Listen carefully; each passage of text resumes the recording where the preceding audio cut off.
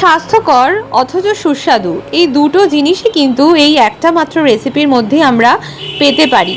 সাধারণত যেটি পুষ্টিকর হয় সেটা কিন্তু খেতে ভালো লাগে না, কিন্তু মুসুরির ডাল যদি এইভাবে একবার বানান দেখবেন গরমকালে এক তো স্বাস্থ্যকর অথচ দুর্দান্ত খেতে লাগবে। অবশ্যই একবার এইভাবে বানিয়ে দেখুন। আমি জানি আমরা প্রত্যেকেই মুসুরির ডাল বানাতে পারি, তবে আজকে একটু ভিন্ন পদ্ধতিতে আপনাদের সাথে শেয়ার করব। আশা করি মন্দ লাগবে না। এখানে আমি 2 মুঠো মতো মুসুরির ডাল ভালো করে ধুয়ে ঝলটা ঝরিয়ে নিয়েছি। 3 বড় কাপ জল দিয়ে দিয়েছি কড়াইয়ের মধ্যে। আমি এখানে 3 জন সদস্যের জন্য বানাচ্ছি।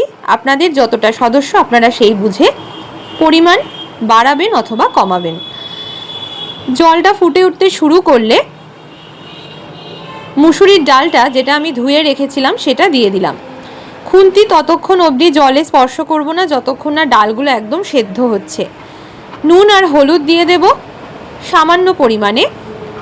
তারপরেই কিন্তু একটা হাতার সাহায্যে আমি দেখে নিচ্ছি ডালটা কমপ্লিটলি সেদ্ধ হয়েছে কিনা, এবং ডাল আমার একদম সেদ্ধ হয়ে গেছে। আপনারা ওপর থেকেই দেখলে বুঝতে পারবেন ডালগুলো একদম চোখেই দেখা যাচ্ছে না, একদম মিশে গেছে। মিডিয়াম টু হাই ফ্লেমে এবারে মুসুরির ডালটা বসিয়ে দিয়ে এর মধ্যে আর কিছু এখন দেব না, একটু জাস্ট নাড়াচাড়া করে নেব 1 থেকে 2 মিনিট মতো। অবশ্যই নুনটা অবশ্যই চেক করে নেবেন। এরপরে এটাকে একটা থালার মধ্যে বা বাটির মধ্যে ঢেলে রেখে দেবো। কড়াইয়ের মধ্যে দিয়ে দিয়েছি 2 বড় টেবিল চামচ সর্ষের তেল, 2টো শুকনো লঙ্কা 2 ভাগ করে দিয়েছি, গোটা জিরে 1 চামচ, আর মিডিয়াম সাইজের একটা পেঁয়াজ কুচি করে দিয়ে দেবো। এখানে নুন হলুদ বা কোনো মশলাই দিতে হবে না।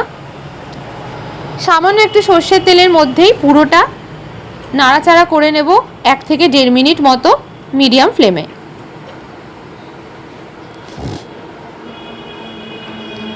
পেঁয়াজটা ভাজা ভাজা হয়ে গেলে, মানে গোল্ডেন ব্রাউন অথবা বাদামি রঙের হয়ে গেলে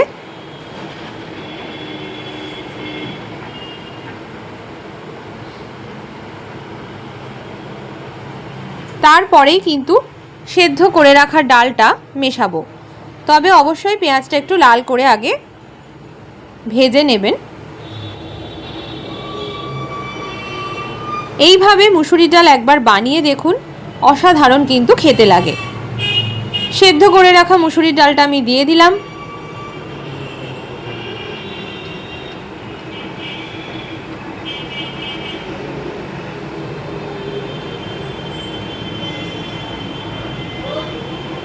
তারপরে একদম লো ফ্লেমে দিয়ে এটাকে নাড়াচাড়া করব।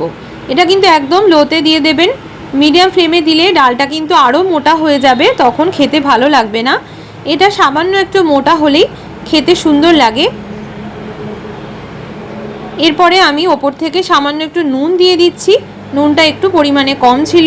আর দিয়ে দিলাম ধনে পাতা কুচি। অবশ্যই এটা একদম শেষে দিয়ে দেবেন, আর কিছুই নয়। এরপরে আমি গ্যাসের ফ্লেমটা বন্ধ করে দিয়ে পরিবেশন করে দেব গরম গরম ভাতের সাথে।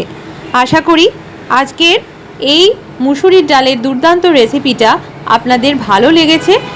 তবে অবশ্যই একবার বানিয়ে দেখুন, তারপরে ভালো কি খারাপ আমাকে কমেন্ট সেকশানে জানাতে ভুলবেন না। সবাই ভালো থাকবেন আর সুস্থ থাকবেন এবং সুন্দর সুন্দর খাবার খেতে থাকবেন। টাটা।